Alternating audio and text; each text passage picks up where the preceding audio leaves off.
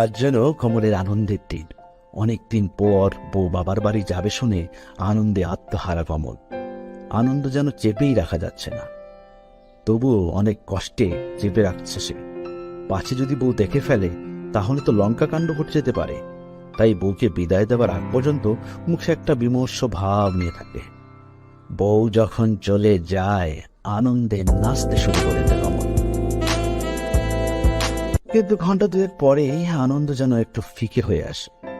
হঠাৎ করে বউকে খুব মিস করতে থাকে, পাগল হয়ে যায় বউকে দেখার জন্য, বউয়ের কণ্ঠ শোনার জন্য। পুরোনো দিনের অ্যালবাম আর বউয়ের আগের রেকর্ড করা কথাগুলো যেন অমৃত লাগে কমলের কাছে।